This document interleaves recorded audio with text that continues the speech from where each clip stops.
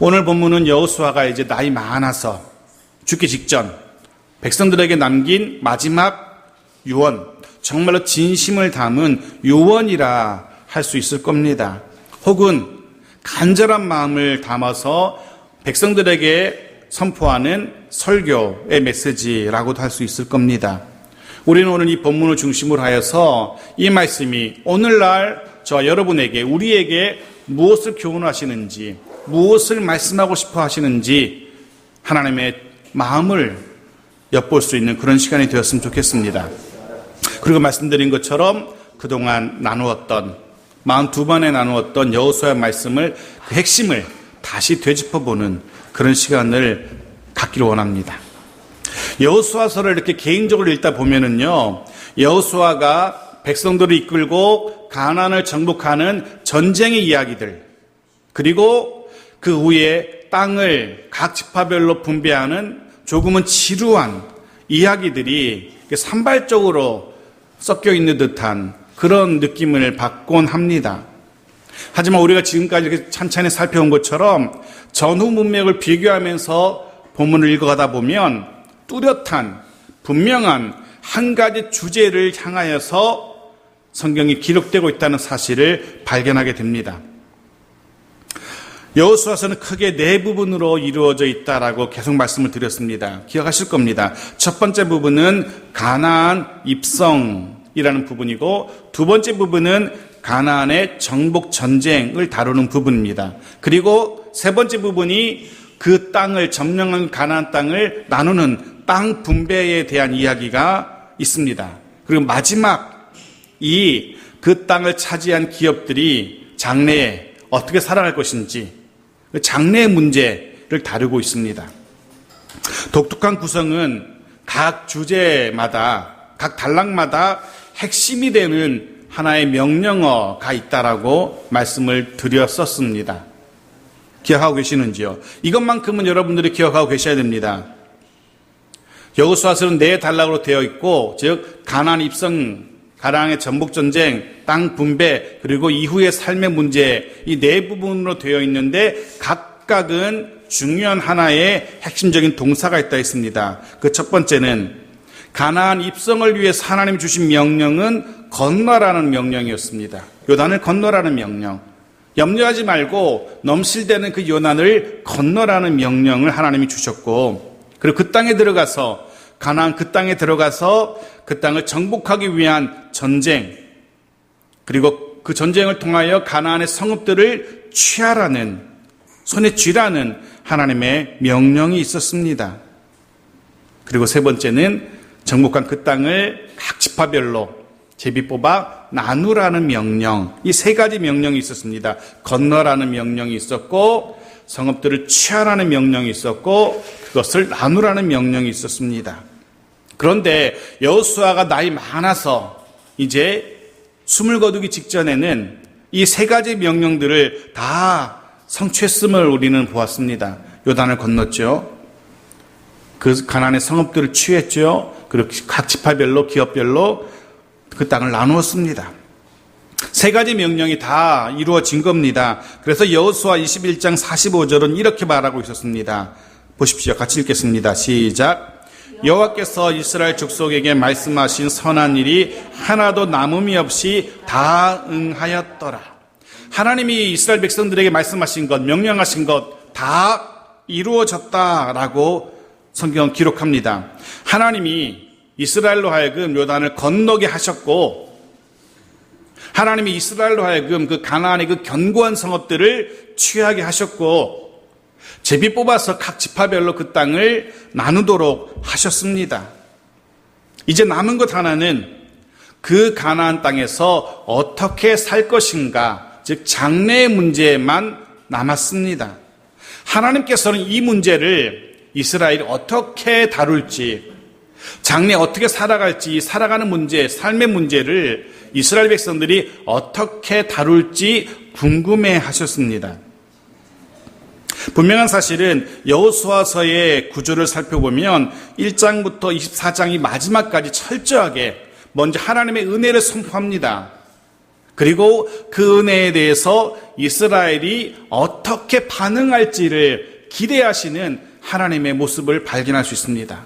즉, 건너라는 명령 주시고 그 명령이 하나님의 백성들이 어떻게 반응할지를 보고 계십니다. 그리고 믿음으로 그 강을 건너고 나서 또 그들이 어떻게 반응할지, 그렇게 하나님이 행하시고 이스라엘은 그 하나님의 행하심을 바라보며 어떻게 반응하는지, 그런 이야기들을 계속 들려줍니다.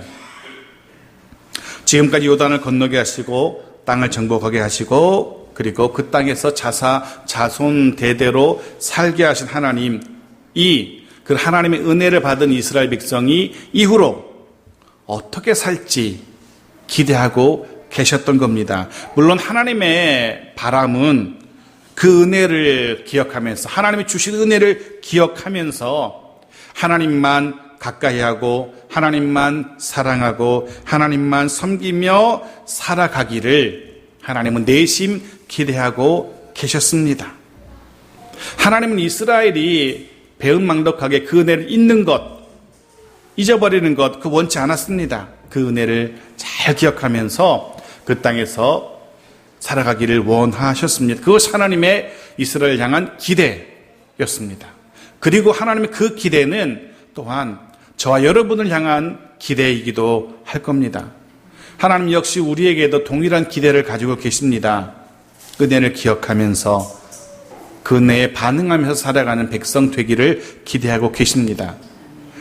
사실 물론 우리의 힘든 시간들 많이 있었죠. 지나가 보면은 참 힘들었다, 그때 참 잘 견뎠다라는 그런 고통의 시간들 있습니다. 그런데 뒤집어 놓고 생각해 보면 그건 역시도, 그때도 역시 하나님의 은혜가 있었음을 우리는 발견하게 되어집니다. 그것조차도 하나님의 은혜였다는 사실을 깨닫게 됩니다. 그리고 하나님 그 은혜에 반응하면서 살아가기를 원하십니다. 여호수아서는 하나님께서 선택하신 백성이 하나님이 그 조상들과 맺었던 언약대로 땅을 주시겠다라는 그 언약대로 그 땅을 선물로 받았음을 강조하고 있습니다. 그래서 여호수아서는 사실 이스라엘이 어떻게 그 땅을 점령했는지, 즉 이스라엘의 강력한 군사력을 이야기하고 있지 않습니다.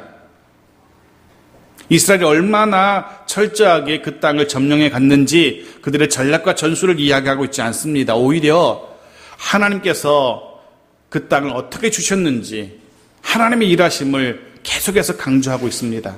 그렇게 하는 이유는 이후에 이스라엘이 그 하나님의 일하심을 기억하며 거기에 반응하며 살아가기를 원하셨기 때문입니다.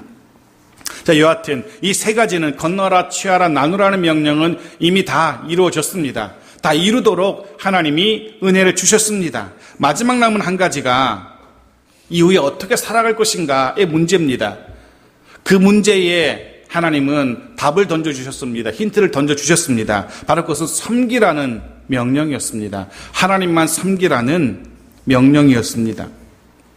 따지고 보면 이 앞에 세 가지, 건너게 하시고 취하게 하시고 나누게 하신 이유는 이 마지막 명령, 섬기라는 이 명령을 수행하기 위한 사전 작업이라고도 할 수 있을 겁니다.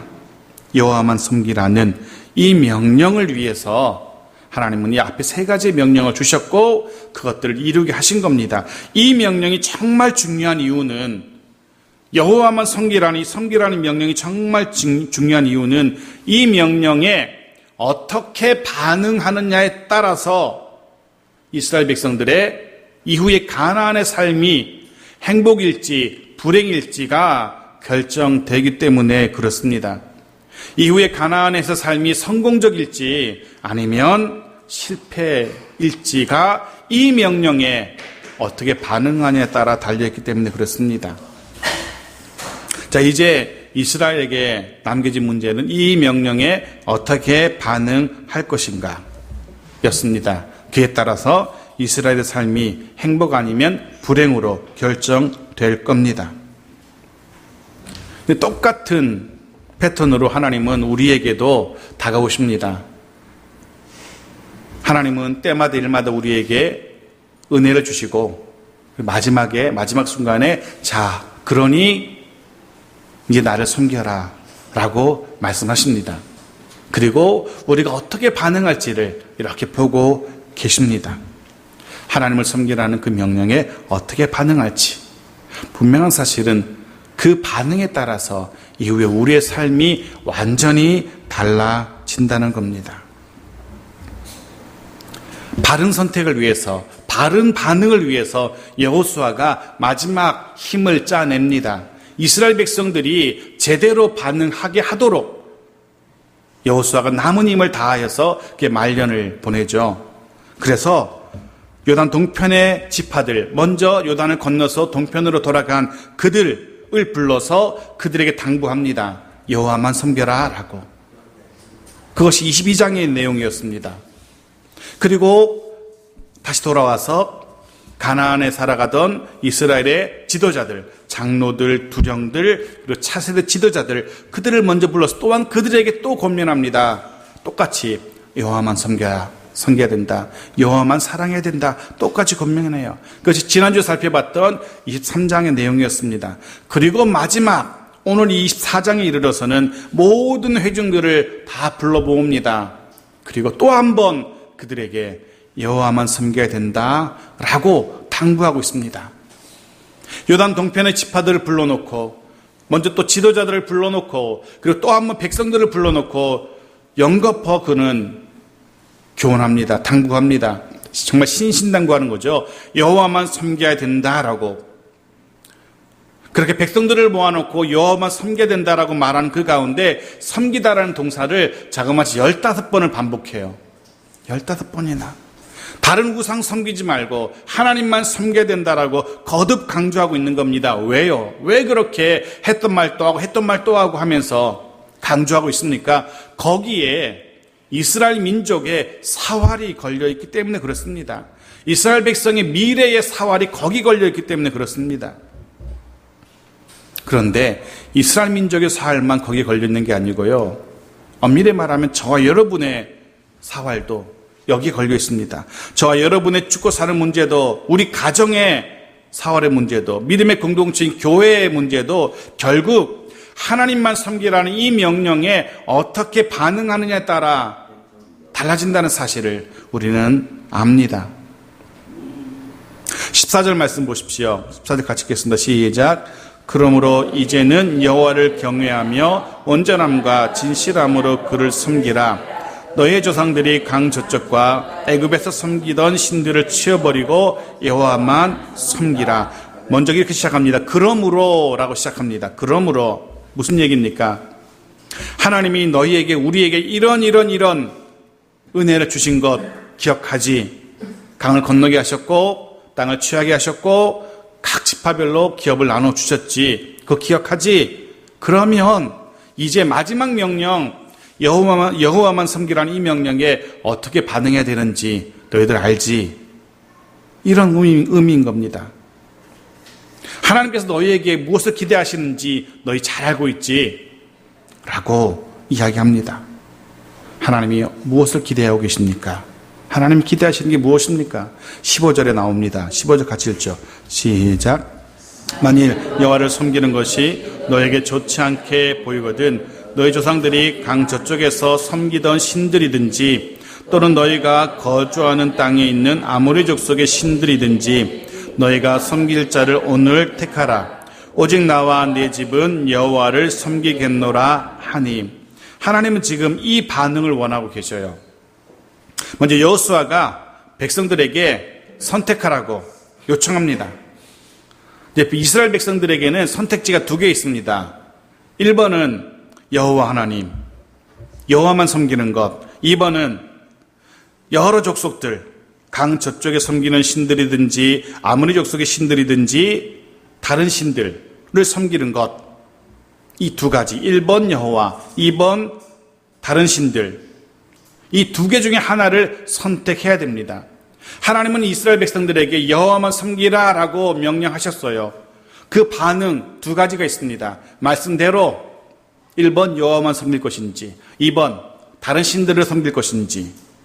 여호수아는 1번을 선택했다라고, 여호와만 섬기기로 결정했다라고 그가 선언합니다. 나와 내 집은 1번 여호와만 섬기겠다라고 선포합니다.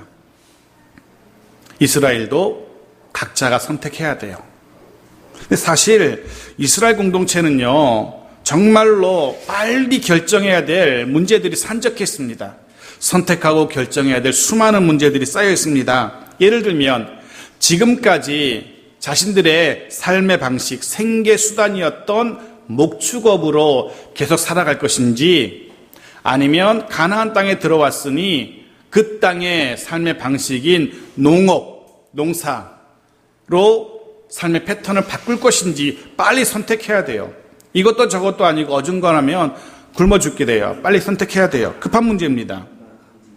가나안 땅의 지형 조건에 맞도록 농사로 바꿀 것인지, 아니면 계속 떠돌아다니면서 목축을 할 것인지 결정해야 됩니다. 또 있습니다. 가나안 지경 밖으로 밀려났던 원주민들, 또 그 외에 여러 이방 민족들과 어떤 관계를 맺으며 살아갈 것인지, 즉 외교의 문제도 시급한 문제입니다. 이스라엘 공동체만 따로 떨어져 살아가는 그런 시기가 아니지 않습니까? 심지어 이스라엘 민족은요, 이스라엘 민족이 광야를 돌 때 그냥 다른 민족과는 동떨어지게 자기들끼리만 똘똘 뭉쳐 산 걸로 아는데 그렇지 않았거든요. 광야를 돌 때에도 여러 이방인 민족들과 거래하면서 상거래도 하고 먹을 것도 주고받으면서 그렇게 살아왔었거든요. 가나안 땅에 들어와서도 마찬가지입니다. 주변의 여러 나라들과 어떤 관계를 맺을 것인지가 굉장히 중요합니다. 자칫 잘못하면 이방 나라가 쳐들어올 수도 있고 빨리 평화조약도 맺어야 되고 뭐 이런 문제도 급합니다. 더 시급한 문제는 사실은 나이 많은 여호수아 대신에 다른 지도자를 세우는 것, 굉장히 시급한 문제입니다. 지도자가 공석이 생기면 안 되지 않습니까? 어느 나라나 어느 공동체나 지도자가 비어버리면 그 공동체가 산으로 갑니다. 결국 지도자를 세우는 게 더 시급한 문제입니다. 이 외에도 이제 막 그 땅에 정착하기 시작했기 때문에 각 지파별로도 이스라엘 공동체 전체로도 정말로 산적한 문제들, 처리해야 될 문제들이 너무너무 많았을 겁니다. 이스라엘 공동체는 그 중요도에 따라서, 시급도에 따라서 하나하나 그 문제들을 고려하고 신중하게 고려하고 또 결정을 해야만 했습니다. 그런데 그 수많은 문제들, 선택하고 결정해야 되는 수많은 문제들을 뒤로 밀어놓고 여호수아가 가장 먼저 제기한 문제는 바로 이거였습니다. 이것이 가장 중요하고 이것이 가장 시급한 문제이기 때문에 그렇습니다. 여호와를 선택할 것인지 아닌지 이 문제를 제기합니다. 여호와를 섬기기로 할지 아니면 다른 신을 섬기기로 할지, 이 선택이 가장 중요하기 때문에, 가장 시급하기 때문에 여호수아는 가장 먼저 이것을 이스라엘 백성들에게 던져 놓습니다. 그리고 자신은 여호와를 선택했노라 라고 고백합니다. 백성들도 다행히도, 정말 다행히도 절대로 여호와 버리고 다른 신을 선택하는 일 하지 않겠노라 라고 다짐을 합니다.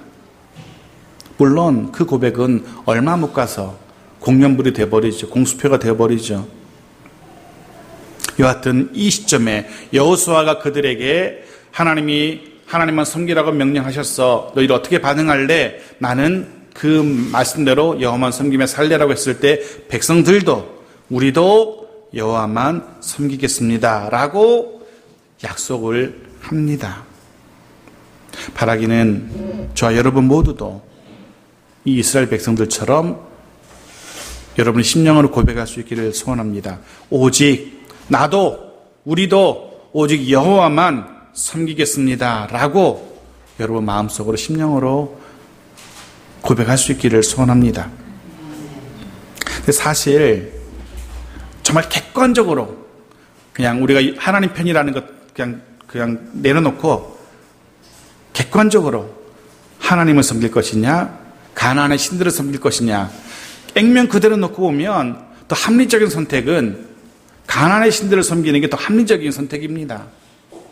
왜냐하면 말 그대로 가나안의 신은 바로 그 땅의 신이라고 여겨졌기 때문에, 하지만 여호와 하나님은 이방의 신이라고 여겨졌기 때문에, 광야의 신 정도라고 여겨졌기 때문에, 가나안 땅에 들어왔으니 이스라엘은 가나안 땅에서 살아가야 하기 때문에 사실 그 땅의 신을 섬기는 게 더 합리적인 것처럼 생각됩니다.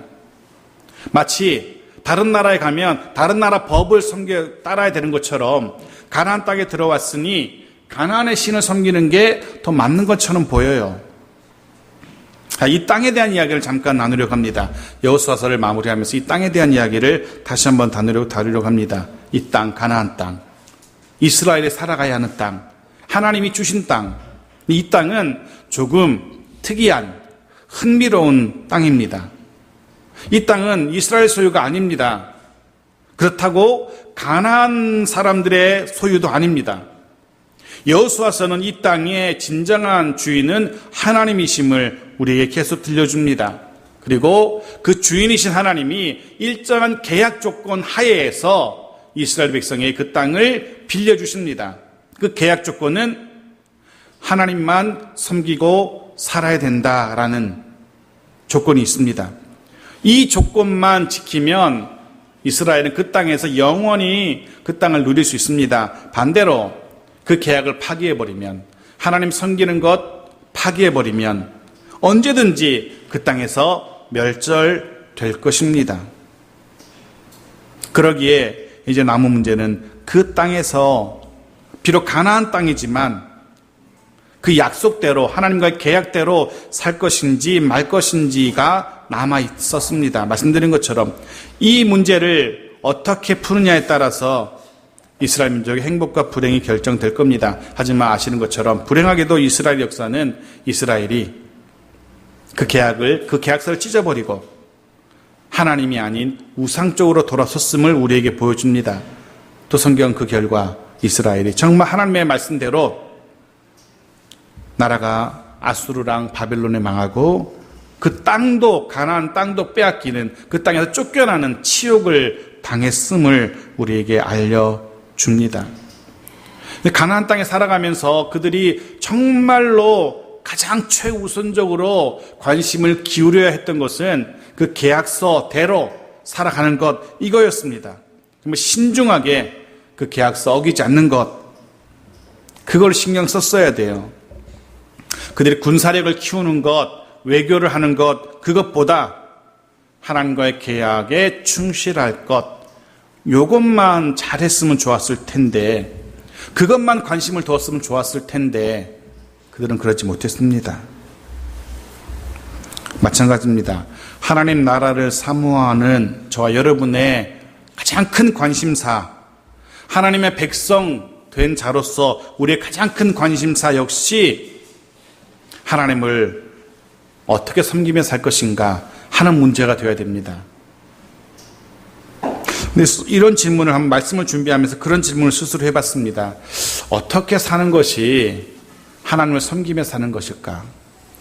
이스라엘 백성에게 던져줬던 문제, 하나님만 섬기라는 그 문제, 도대체 어떻게 사는 것이 하나님을 섬기는 것일까? 외적으로 보이는 그리스도인으로서 행위, 교회를 출석하고 기도하고 성경 읽고 봉사하고 헌신하고 이런 게 하나님을 섬긴다는 것일까? 물론 그럴 수 있겠지만 그보다 더 기본적인 출발점이 있다는 사실을 깨닫게 됩니다. 하나님을 섬긴다는 것은 말 그대로, 하나님을 섬긴다는 것은 말 그대로, 단어 그대로 하나님을 주인으로 삼는 겁니다. 주인으로 모시는 겁니다. 하나님을 주인으로 인정하지 않는다면 그 이후의 모든 섬김이나 봉사는 무의미한 겁니다. 하나님을 주인으로 삼으십시오. 또 물음표가 떠오릅니다. 그렇다면 하나님을 주인으로 삼는다는 것이 무엇일까? 너무나 분명합니다. 내 마음이나 내 뜻이 아니라 주인이신 하나님의 뜻이 우선이라고 인정하는 겁니다. 내 마음이 아니라, 내 기분이 아니라, 내 계획, 내 스케줄이 아니라 하나님의 계획, 하나님의 생각이 더 우선이라고 고백하고 그 고백대로 살아가는 것이 하나님을 주인으로 삼는 것이고, 그것이 하나님을 섬기는 것이라고 생각되어집니다. 오늘도 저와 여러분 모두가 그렇게 고백할 수 있었으면 좋겠습니다. 하나님을 나의 주인으로 삼고 그분의 뜻에 순종하며 살아갈 수 있는 그런 저와 여러분 모두가 되어지길 바랍니다. 그것이 여호수아가 오늘 저와 여러분에게 요구하는, 기대하는 반응이고 또 하나님이 저와 여러분에게 기대하시는 반응일 겁니다. 여러분 스스로 한번 생각해 보십시오. 여러분 정말 하나님을 주인으로 인정하고 있는지, 주인으로 삼고 계신지, 아니면 여러분 자신이 자신 인생의 주인이라고 착각하고 있지는 않은지, 내가 내 가정의 주인, 내가 내 일터의 주인이라고 착각하고 계시진 않는지. 실제로 그리스도인이면서도 그렇게 착각하는 사람들 많거든요. 대표적으로 엘리가 제사장이던 시절에 전쟁이 벌어집니다. 이스라엘과 블레셋 전쟁이 벌어집니다. 이스라엘이 그 싸움에서 패합니다. 그러자 이스라엘의 지도자들이 하나님의 생각, 하나님의 뜻과는 무관하게 자신들의 생각대로, 자신들의 판단대로 하나님의 그 법궤, 언약궤를 들고 전쟁터에 다시 나갑니다. 사무엘상 4장 3절 말씀 보십시오. 같이 읽죠. 시작. 백성이 진영으로 돌아오매 이스라엘 장로들이 이르되 여호와께서 어찌하여 우리에게 오늘 블레셋 사람들 앞에 패하게 하셨는고, 여호와의 언약궤를 실로에서 우리에게로 가져다가 우리 중에 있게 하여 그것으로 우리를 우리 원수들의 손에서 구원하게 하자 하니. 자기들의 생각입니다. 자기들의 생각대로 하나님의 언약궤를 마음대로 전쟁터로 옮겨갑니다. 하지만 어떻게 됩니까? 이스라엘은 역시 패하고 언약궤는 블레셋에게 뺏기는 완패를 당합니다. 엘리의 두 아들 제사장인 홈니와 비느하스도 죽임을 당하게 되고 이후에 제사장 엘리까지 목숨을 잃게 됩니다. 말씀대로 살지 않으면서, 하나님의 뜻대로 살지 않으면서, 하나님을 주인 삼고 살지 않으면서 언약궤만 앞세우면 만사 형통할 거라는 생각, 엄청난 착각이었던 겁니다. 하나님의 인자하심을 상징하는 언약궤만 들고 가기만 하면 싸움에서 이길 거라는 생각은 그 믿음이 아니고 엄청난 착각인 겁니다. 미신적인 생각이지 하나님의 생각, 하나님을 향한 바른 믿음이 아닌 겁니다. 우리도 그럴 때 많잖아요.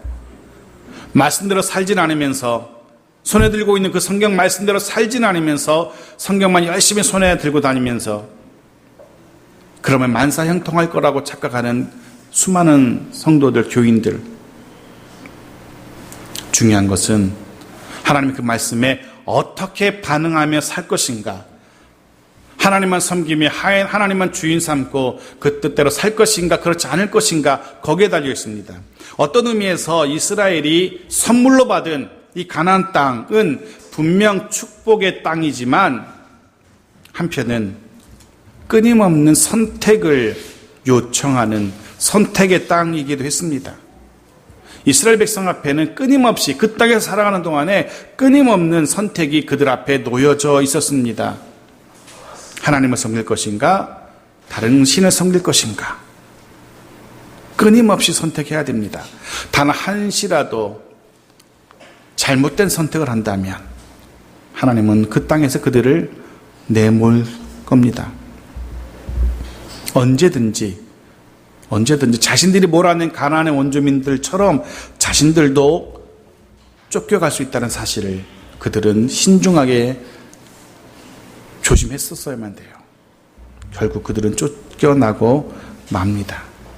그 땅은 끊임없는 선택을 요청하는 땅이었고, 또한 그 땅은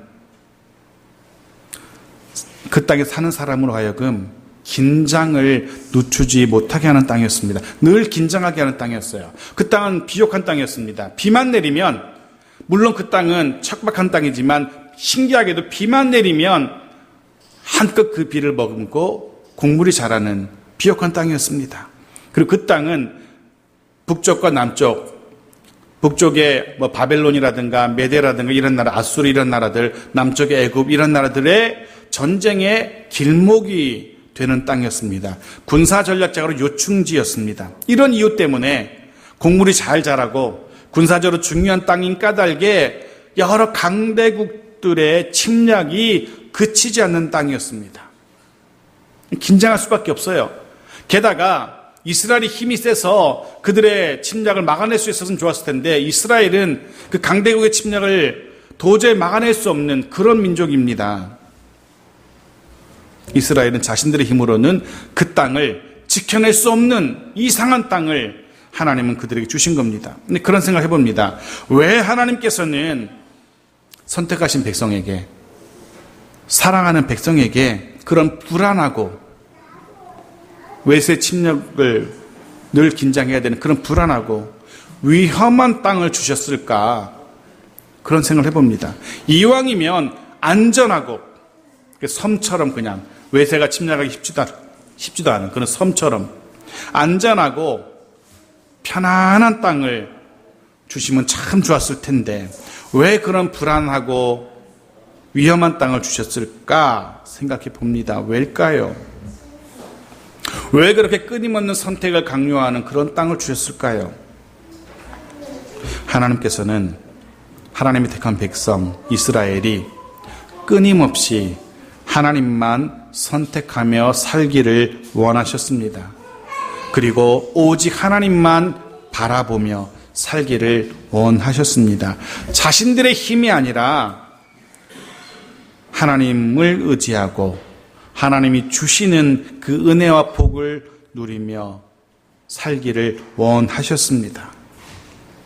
하나님을 바라보기를 멈출 때, 하나님을 선택하지 않을 때 그 땅은 이스라엘 토해내는 땅이었던 겁니다. 똑같습니다. 우리 역시 불안하고 위험한 땅에서 살아갑니다. 우리 앞에도 늘 두 갈래의 길이 놓여 있습니다. 하나님을 섬길 것인가 아니면 세상을 섬길 것인가 선택해야 합니다. 이제는 선택해야 됩니다. 더 이상 머뭇거려서는 안 됩니다.